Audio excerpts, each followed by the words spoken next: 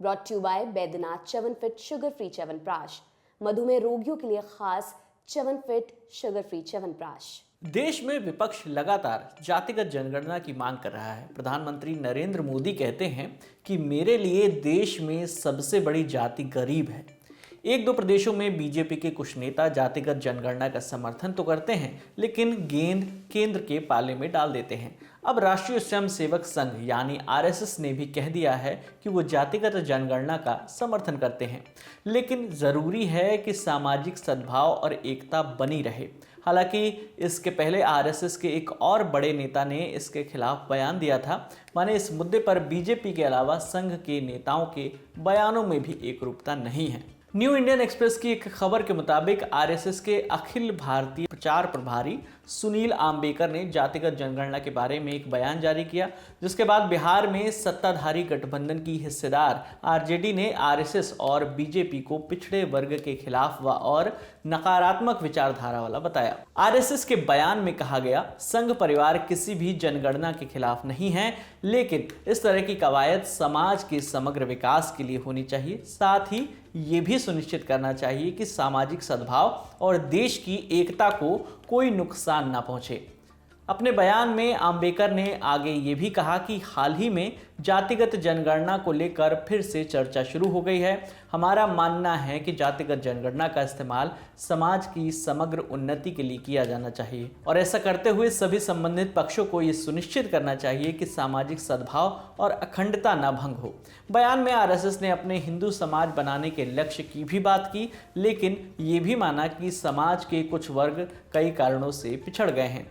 आम्बेकर ने बयान में कहा कि आरएसएस बिना किसी भेदभाव और असमानता के सद्भाव और सामाजिक न्याय पर आधारित हिंदू समाज बनाने के लक्ष्य को पाने के लिए लगातार कोशिश कर रहा है। लेकिन ये भी सच है कि कई ऐतिहासिक वजहों से समाज के कई वर्ग आर्थिक, सामाजिक और शैक्षणिक रूप से पिछड़ गए हैं। सरकार ने समय समय पर ऐसे वर्गों के विकास और उन्हें मजबूत करने के लिए कई योजनाएं और विशेष प्रावधान किए हैं। आरएसएस इन प्रयासों का पूरा समर्थन करता है। हमने इसके पहले एक रिपोर्ट में यह भी बताया था कि जातिगत जनगणना के मुद्दे पर किस तरह बीजेपी के ही नेताओं के बयानों में समानता नहीं है। कुछ ऐसा ही हाल संघ का भी मालूम होता है। आम्बेकर के बयान से पहले आरएसएस के विदर्भ इलाके के सह संघचालक श्रीधर गाडगे ने कहा था कि जातिगत जनगणना से केवल कुछ लोगों को राजनीतिक रूप से लाभ हो सकता है, क्योंकि इससे एक निश्चित जाति की आबादी का डेटा प्राप्त होगा, लेकिन राष्ट्रीय एकता के संदर्भ में यह सामाजिक रूप से उचित नहीं होगा। उन्होंने पत्रकारों से बात करते हुए साफ तौर पर कहा था कि जातिगत जनगणना जो है नहीं होनी चाहिए। आखिरकार इससे हासिल क्या होगा? इससे जातियों के हिसाब से आबादी तय होगी। विपक्ष की जातिगत जनगणना की मांग के बीच प्रधानमंत्री मोदी लगातार गरीबों किसानों की बात करते रहे हैं। उन्होंने 30 नवंबर 2023 को वीडियो कॉन्फ्रेंसिंग के जरिए विकसित भारत संकल्प यात्रा के लाभार्थियों से बात करते हुए कहा था, विकसित भारत का संकल्प 4 अमृत स्तंभों पर टिका है और ये अमृत स्तंभ हैं हमारी नारी शक्ति, हमारी युवा शक्ति, हमारे किसान और हमारे गरीब परिवार। मेरे लिए देश की सबसे बड़ी 4 जातियां हैं। मेरे लिए सबसे बड़ी जाति है गरीब, मेरे लिए सबसे बड़ी जाति है युवा, मेरे लिए सबसे बड़ी जाति है महिलाएं, मेरे लिए सबसे बड़ी जाति है किसान। इन 4 जातियों का उत्थान ही अगर भारत को विकसित बनाएगा, और अगर 4 का हो जाएगा ना, इसका मतलब सबका हो जाएगा।